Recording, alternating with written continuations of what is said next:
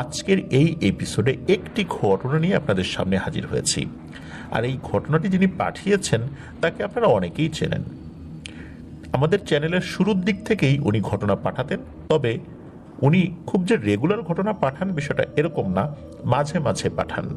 ওনার নাম শোভন দাস। উনি ভারতের পশ্চিমবঙ্গের কলকাতাতে থাকেন।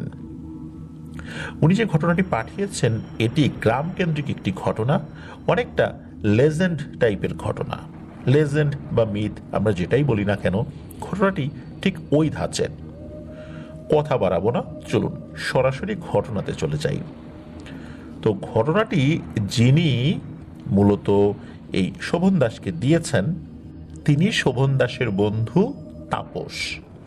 আর ঘটনাটি মূলত পশ্চিমবঙ্গের হুগলি জেলার কোনো একটি গ্রামের সঙ্গত কারণে গ্রামের নামটি উনি প্রকাশ করেননি। তো চলুন ঘটনাটি শুনে আসি।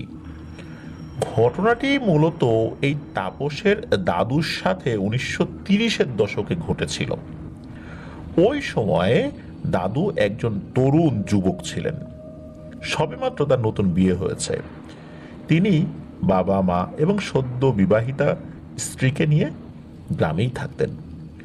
উনি ওই গ্রামেরই একটি সবজির আড়তে কাজ করতেন এবং সেখান থেকে ওনার যা উপার্জন হতো তাতে ওনাদের সংসার চলেই যেত। দেখা যেত তিনি ভোরবেলা সেই আড়তে চলে যেতেন এবং সারাদিন কাজকর্ম করে বিকালের দিকে বাড়িতে ফেরত আসতেন। এবং বেশ কঠিন একটা জীবনযাপনই আসলে তাকে করতে হতো, কষ্টকর জীবন। একবার কি হয়, এই তাপসের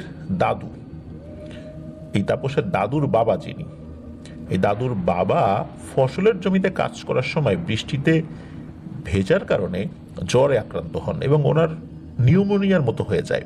বলে রাখা ভালো, ওই সময়টা ছিল বৈশাখ মাস আর ঝড় বৃষ্টির সময়। তো উনি বয়স্ক অসুস্থ বাবার চিকিৎসা করানোর জন্য ওই সময় গ্রাম্য যেই চিকিৎসক থাকতেন তাকে নিয়ে আসেন বাড়িতে। চিকিৎসক ওনার বাবার প্রাথমিক চিকিৎসা করেন জ্বর কমানোর জন্য এবং গাছগাছরা দিয়ে তৈরি কিছু ওষুধ দিয়ে যান।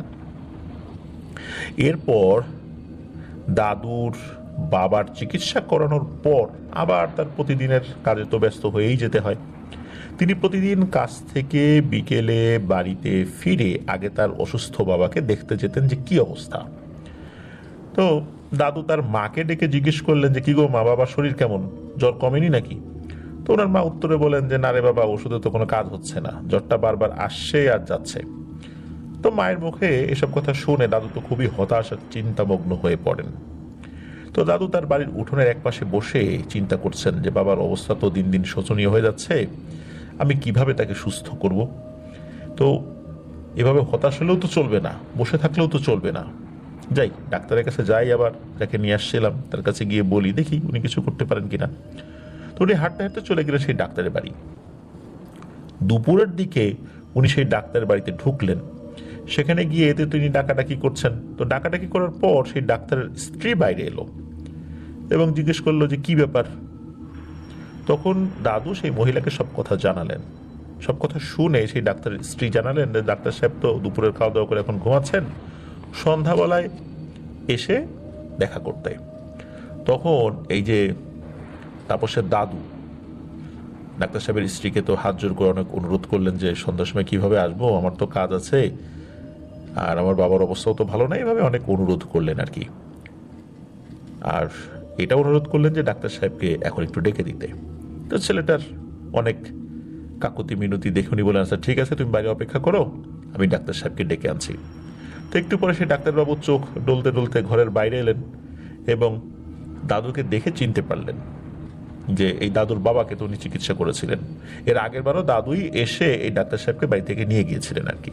তো যাই হোক, সব কথা শুনে ডাক্তার সাহেব দাদুকে বললেন যে দেখো, গত 3 দিন যাবৎ যেহেতু আমার ওষুধ খেয়ে তোমার বাবার কোনো কাজ হচ্ছে না, তার মানে হচ্ছে তোমার বাবার শরীরে আমার কোনো ভেষজ ওষুধ কাজ করবে না।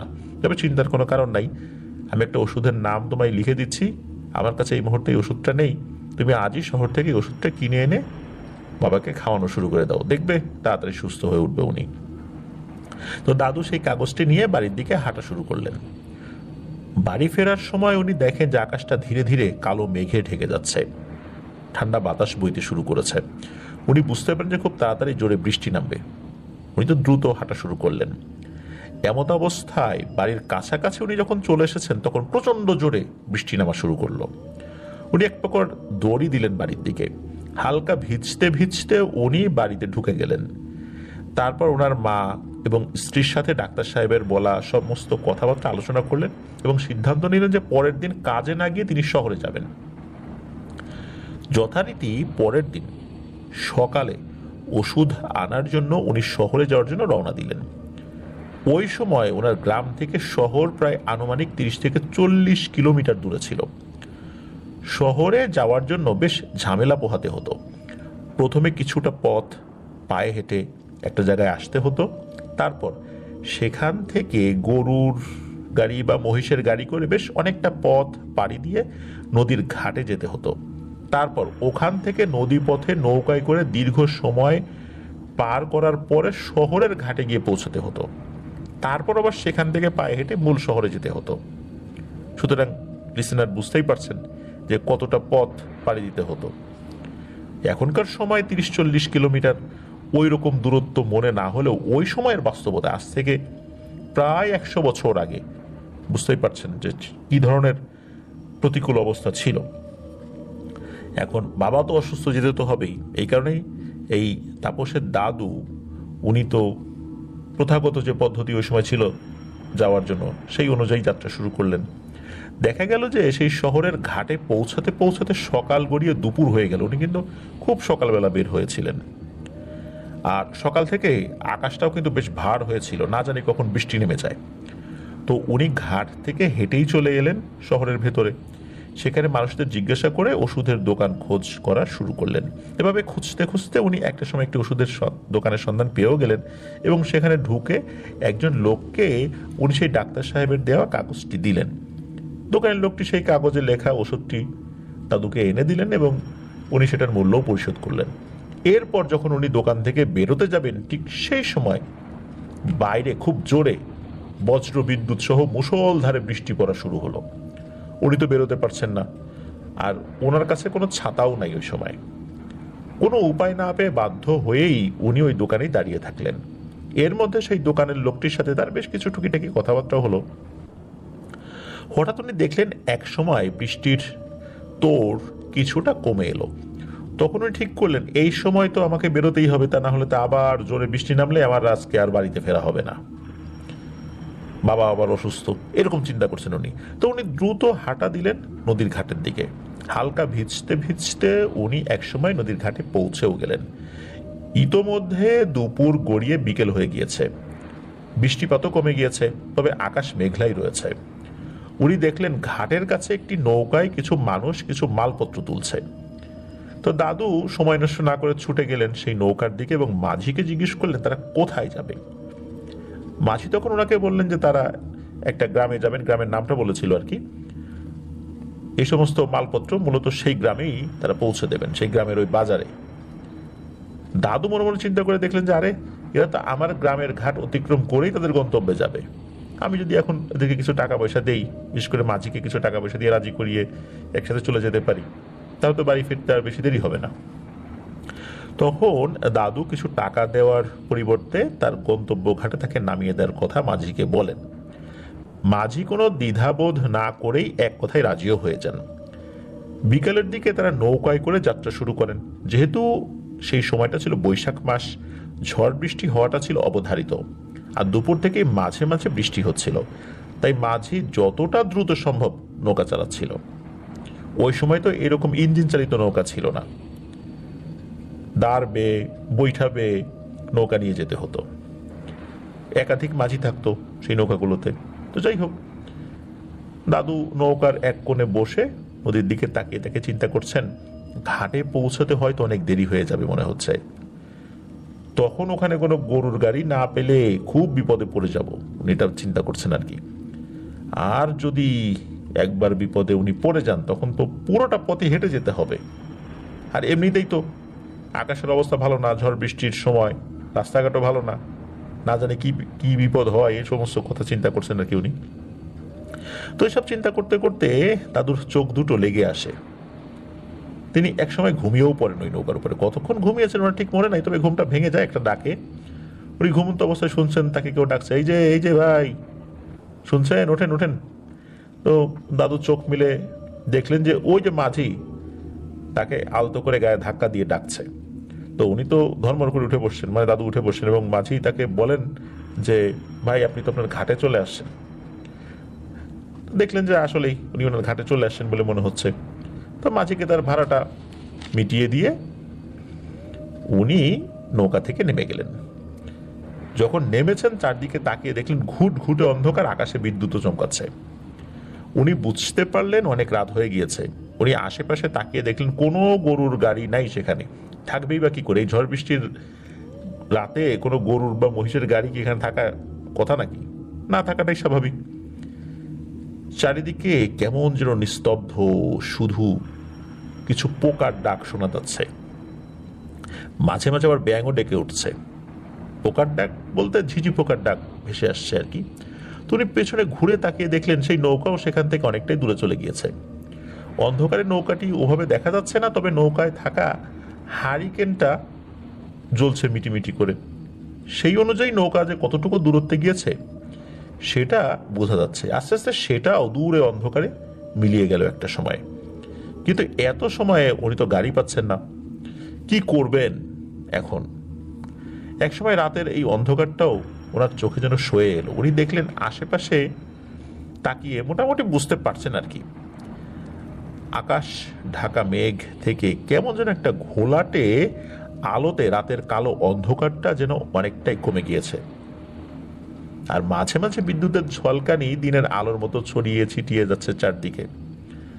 আর যেহেতু দীর্ঘ সময় অন্ধকারের মধ্যে ছিলেন, চোখে অনেকটা অন্ধকারটা সয়ে এসেছে, যার কারণে কিছুটা দেখতে পাচ্ছিলেন আর কি।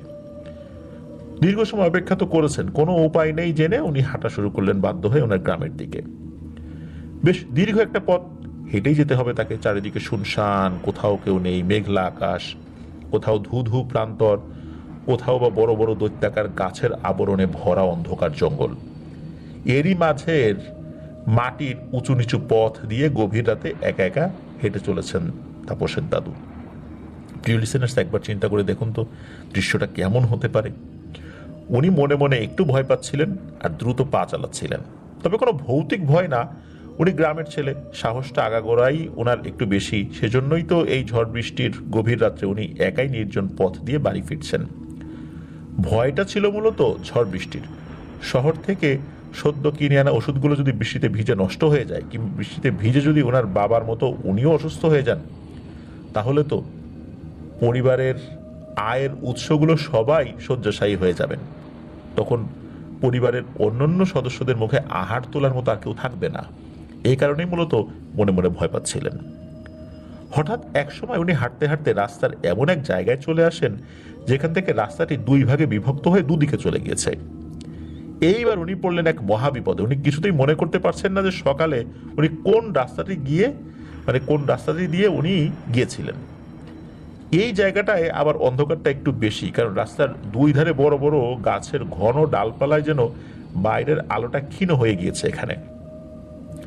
এমন সময় প্রচন্ড শব্দে বজ্রপাত হওয়া শুরু হলো, তারই সাথে ঠান্ডা ঝোড়ো বাতাস বইতে শুরু হলো।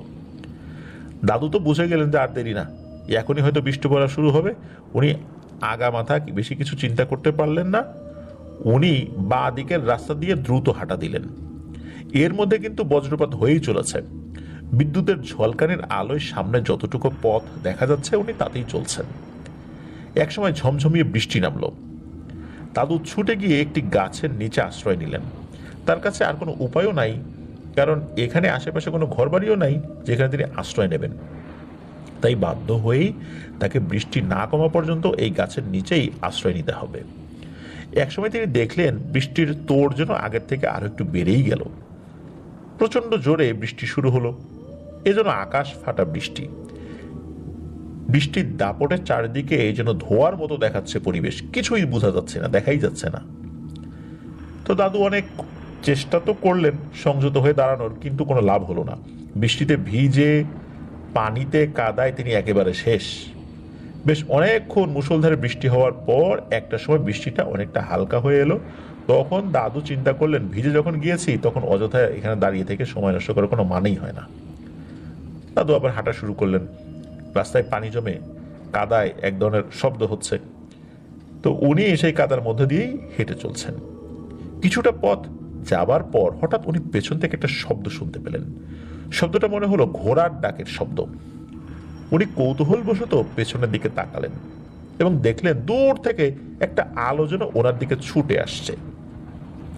উনি বুঝতে পারছিলেন না যে এই আলোটি আসলে কি। উনি চুপচাপ দাঁড়িয়ে ভালো করে দেখার চেষ্টা করছেন।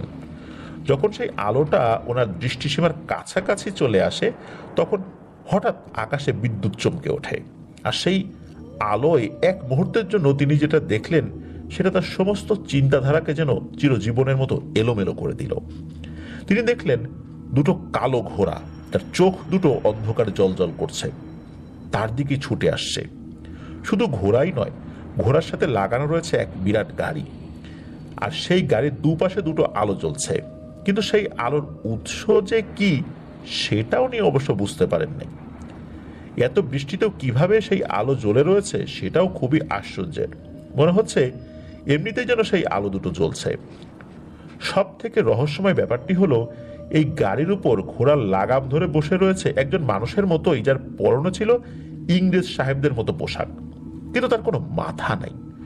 মাথাবিহীন দেহবিশিষ্ট সেই জিনিসটা এক হুঙ্কার দিয়ে ঘোড়া দুটোর গায়ে চাবুক দিয়ে এক আঘাত করতেই আরো জোরে ছুটে আসা শুরু করলো দাদুর দিকে। দাদু তো এটা দেখে এমন ভয় পেয়েছেন যে তিনি জোরে এক চিৎকার দিলেও তার গলা থেকে কোনো শব্দই বের হচ্ছিল না। উনি উল্টো দিকে ঘুরে পরিমরি করে ওই কাদার মধ্যে দিয়েই ঝেড়ে দৌড় দিলেন। তো দাদু দৌড়াতে দৌড়াতে পেছন দিকে শুনতে পারছেন সেই মাথাবিহীন জিনিসটি ভয়ঙ্কর কণ্ঠে হুঙ্কার দিয়ে বলছে, থাম, পালিয়ে যাবি কোথায়? এই বলে ভয়ঙ্কর এক অট্টহাসি দিচ্ছে সেই জিনিসটা। উনি দৌড়ানোর গতিটা আরো বাড়িয়ে দিলেন। মনে মনে চিন্তা করছেন, আজকে আমি শেষ, আর হয়তো আমার বাড়িতে ফেরাই হবে না। এক সময় দাদু ছুটতে ছুটতে যেন তার প্রাণ ওষ্ঠাগত হয়ে পড়ে। তিনি বুঝতে পারেন যে তার শরীরে আর কোনো শক্তি নাই পালনের মতো। তিনি তখন সৃষ্টিকর্তার কাছে প্রাণ ভিক্ষা চাইতে শুরু করেন। তিনি মনে প্রাণে সৃষ্টিকর্তার কাছে আকুতি করেন যে, হে ঈশ্বর, আপনি এ যাত্রায় আমাকে বাঁচিয়ে দিন, আমাকে এই যাত্রায় বিপদ থেকে উদ্ধার করুন। তো মনে মনে এই বলে দাদু তো হাঁফাতে হাঁফাতে শেষবারের মতো যখন পেছনের দিকে তাকিয়েছেন তখন তিনি দেখেন সেই ঘোড়ার গাড়িটি একদম তার কাছাকাছি চলে এসেছে। আর সেই মাথাবিহীন শয়তানটা অট্ট হাসি দিতে দিতে তার এক হাত বাড়িয়ে দিয়েছে ওনাকে ধরার জন্য। ঠিক তখনই দাদু কাদার মধ্যে পা পিছলে মাটিতে পড়ে যান এবং জ্ঞান হারিয়ে ফেলেন। কতক্ষণ জ্ঞান হারিয়ে তিনি সেখানে পড়েছিলেন তার মনে নাই।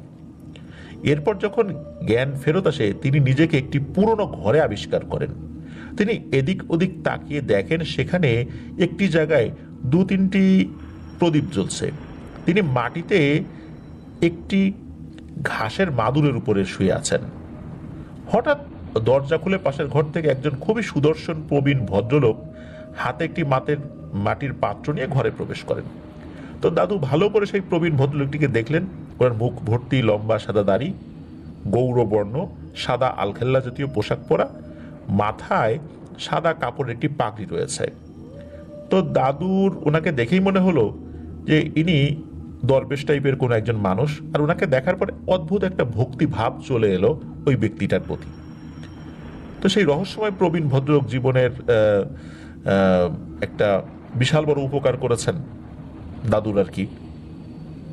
তো দাদু চিন্তা করছেন যে এই ভদ্রলোকটি তার জীবন বাঁচিয়েছে, জীবনের সবচেয়ে বড় উপকার যেটা এটাই হয়তো বা। তো যাই হোক, ওই রহস্যময় প্রবীণ ভদ্রলোক দাদুর কাছে এসে বললেন যে এই পানিটা খাও, তুমি তাড়াতাড়ি সুস্থ হয়ে যাবে। মূলত একটি পানির পাত্র উনি এগিয়ে দিয়ে কথাটি বলেছিলেন। আরো বললেন যে ভয় নাই, তুমি এখানে নিরাপদ।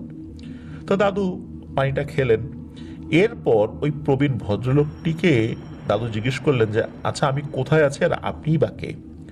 তখন ওই ভদ্রলোকটি উত্তর দিলেন, আমি কে সেটা জানাটা তোমার জন্য জরুরি নয়, আগে তুমি বলো তো তুমি গভীর রাত্রে এই রাস্তা দিয়ে কেন যাচ্ছিলা? তোমার কি জীবনের প্রতি মায়া নাই নাকি? তুমি জানো না এই জায়গাটা অভিশপ্ত, রাত্রেবেলা এদিক দিয়ে কেউ যায় না। আমি যদি আজকে ঠিক সময় না আসতাম তাহলে হয়তো বা তুমি এ দুনিয়াতেই থাকতা না। তো দাদু উত্তরে বললেন যে আমি তো রাতের আন্ধারে ঠিক পথ চিনতে পারি নাই, চিনতে ভুল করছিলাম, এখন কি করব আর, কিন্তু আমি যে বেঁচে থাকবো এটা তো আমি ভাবতেই পারি নাই। ওই জিনিসটা তো খুবই ভয়ঙ্কর ছিল। তখন ওই প্রবীণ ভদ্রলোক বললেন যে ওই জিনিসটা যে কি সেটা আমি জানি। আজ অমাবস্যা, আর এমনই অমাবস্যার ঝড় বৃষ্টির গভীর রাতে ওই স্কন্ধ কাটা সাহেবকে ঘোড়ার গাড়ি করে বেরোতে দেখা যায়। এটা আজকে যে ঘটেছে বিষয়টা এরকম না, বহু বছর ধরে অনেক মানুষ এই জিনিসটাকে দেখে এসেছে। আজকে তুমি দেখলা। যারা এটার খপ্পরে পড়ে একবার বেঁচে গিয়েছে তাদের মুখ থেকে মূলত এই বিষয়গুলো শোনা যায়। আবার অনেকেই এমন হয়েছে যে বেঁচে গিয়েছে আধা পাগল হয়ে গিয়েছে, বা বেঁচে গিয়েছে বদ্ধ উন্মাদ হয়ে গিয়েছে। আর যারা বদ্ধ উন্মাদ হয়ে গিয়েছে বা আধা উন্মাদ হয়ে গিয়েছে এরাও একটা সময় অসুস্থ হয়ে মারা গিয়েছে। আর যারা সুস্থ ছিল তাদের মুখ থেকে মূলত পরিষ্কারভাবে বর্ণনাটা জানা যায়। দুর্ভাগ্যক্রমে তুমিও এটার খপ্পরে পড়ে গিয়েছিলা, কিন্তু তুমি মন প্রাণ দিয়ে সৃষ্টিকর্তার কাছে সাহায্য প্রার্থনা করেছিলা। এই কারণেই আল্লাহ সুবহানাহু ওয়া তাআলা তোমাকে সাহায্য করেছেন। তুমি তোমার ধর্ম অনুযায়ী তুমি তোমার মালিকের কাছে সাহায্য প্রার্থনা করেছিলা, আল্লাহ শুনেছেন। তখন দাদু প্রশ্ন করেন যে আপনার নাম কি? তখন ওই প্রবীণ ভদ্রলোকটি উত্তর দেন, আমার নাম মৌলানা মোহাম্মদ বিন ইফতিখার শাহ। এর থেকে বেশি কিছু আর তোমাকে কিছু বলতে পারবো না, তবে আমি আল্লাহর কাছে দোয়া করি ভবিষ্যতে এই ধরনের বিপদে তুমি যেন আর না পড়ো। আর তোমার বাবা অসুস্থ, তাই না? তোমার বাবার জন্য আমি একটা গাছের শিকড় দিচ্ছি, এটা বেটে খাওয়াবে, ইনশাল্লাহ উনি সুস্থ হয়ে যাবেন। আর কিছু সময় পর ভোর হয়ে যাবে, তুমি এখন নিশ্চিন্তে চোখ বন্ধ করে শুয়ে পড়ো। আমি এখন ফজরের নামাজ পড়ার প্রস্তুতি নেব, তুমি কিছুক্ষণ ঘুমাও, তুমি ঘুম থেকে উঠলে তোমাকে বাড়ি পৌঁছানোর ব্যবস্থা করবো ইনশাল্লাহ। ওনার মুখে এই ধরনের আশার বাণী শোনার পর দাদু গভীর ঘুমে হারিয়ে যান। যখন আর ঘুম ভাঙে তখন উনি নিজেকে ওনার ঘরের বিছানায় আবিষ্কার করেন। পাশে ওনার মা এবং স্ত্রী বসে আছে। তো উনি এটা দেখার পর ধর্মর করে উঠে বসেন। স্বপ্ন দেখেছেন নাকি এরকমটা মনে করছেন? এই যে মৌলানা মোহাম্মদ বিন ইফতিখার শাহ, তার সাথে কথা হয়েছে, এটা কি স্বপ্ন নাকি? তখন এই যে দাদু, মানে তাপসের দাদু, উনি পরিবারের সদস্যদেরকে জিজ্ঞেস করছেন, আচ্ছা তোমরা আমাকে কোথায় পেয়েছ? তখন দাদুর মা জানান যে সকালবেলা উঠোন ঝাড়ু দিতে বাইরে বেরিয়েই নাকি ওনারা দেখেন যে উনি ঘরের বাইরে যে বারান্দা রয়েছে সেই বারান্দায় গভীর ঘুমে আচ্ছন্ন। এরপর ওনাকে ধরে ঘরের ভেতরে আনা হয়। দাদু তার জামা কাপড় তখন ভালো করে ঘেটে দেখেন যে একদম শুকনা, ভেজা নাই। গত রাতে যা কাদায় মাখামাখি হয়ে গিয়েছিল এখন সেটা একদম পরিষ্কার ঝকঝকে। তিনি গত রাতে ঘটে যাওয়া সব ঘটনাগুলো বসে বসে চিন্তা করতে থাকেন, কিন্তু কিছু মেলাতে পারেন না। উনি ছিলেন পুরনো একটা ঘরে, সেখান থেকে বাড়িতে এলেন কিভাবে, কখনই বা এলেন, কিছুই কুল কিনারা খুঁজে পান না এটা ভেবে। হঠাৎ জামার পকেটে হাত দিয়ে দেখেন সেই প্রবীণ ভদ্রলোকের দেয়া সেই শিকড়টা এখনো রয়েছে। তিনি তখন বুঝতে পারেন যে গত রাতে তার সাথে যা যা ঘটেছিল সবই সত্য। কিন্তু সেই প্রবীণ ভদ্রলোকটি কে ছিল, কেনই বা তাকে সাহায্য করেছিল, এসব ব্যাপারে চিন্তা করে তিনি কোনো ব্যাখ্যা খুঁজে পান নাই। এরপর সেই শিকড়টি বেটে ওনার বাবাকে খাওয়ানোর পর আল্লাহর রহমতে উনি সুস্থ হয়ে যান। এরপর উনি নিয়মিত ধর্মকর্ম করতেন এবং উনি ওনার নিজের ধর্ম পালনে খুব অ্যাক্টিভ হয়ে যান আর কি। পরবর্তীতে উনি ওনার পরিবারের সদস্যদের কাছে এই ঘটনাটি বলেছিলেন। ওই মুহূর্তে বললে ওনাকে পাগল টাগল বলতো যে তুই ভুলভাল বলছিস। পরবর্তীতে উনি বিষয়টা বলেছিলেন আর কি, বিশেষ করে শেকড়টা খাওয়ানোর পর আল্লাহর রহমতে যখন ওনার বাবা সুস্থ হয়ে যান এরপর। তবে উনি এই বিষয়টা যখন ফেস করেছিলেন এরপরে উনি জানার চেষ্টা করেছিলেন যে ওই ঘটনাটা কেন ওনার সাথে ঘটেছিল, ওই স্কন্ধ কাটাটা কে ছিল।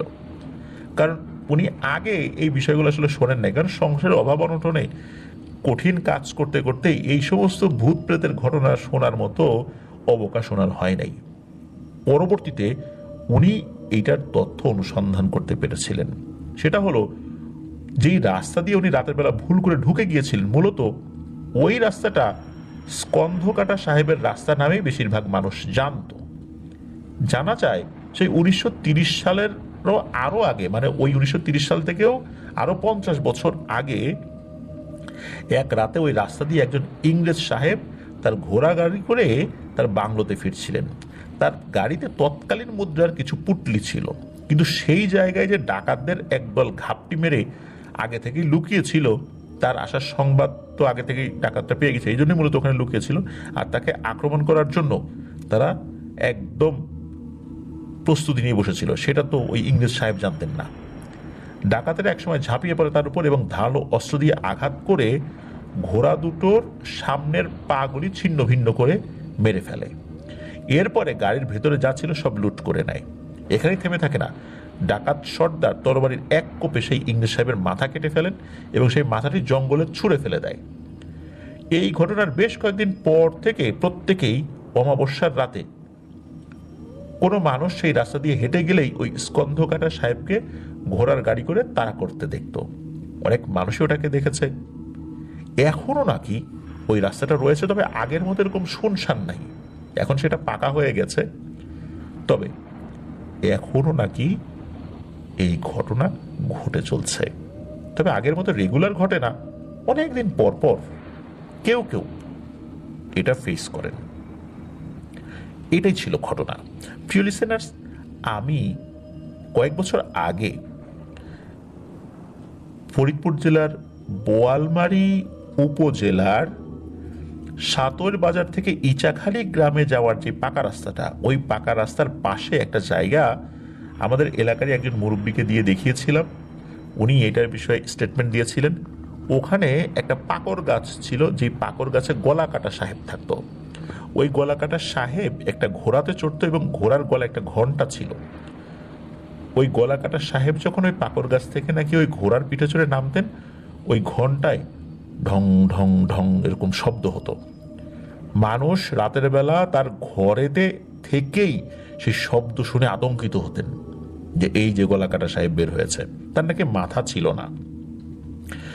এই পাকর গাছটা অনেকদিন ছিল। এই পাকর গাছটি মারা গেলে সেই পাকর গাছের এই কাঠ দিয়ে স্থানীয় একটি মাদ্রাসার ফার্নিচার থেকে শুরু করে মাদ্রাসার যে কাঠামোটা তৈরিতে এই কাঠ ব্যবহৃত হয়েছিল। এটা কেউ বাড়িতে ব্যবহার করে নাই, এটা মাদ্রাসার কাজে ব্যবহৃত হয়েছিল।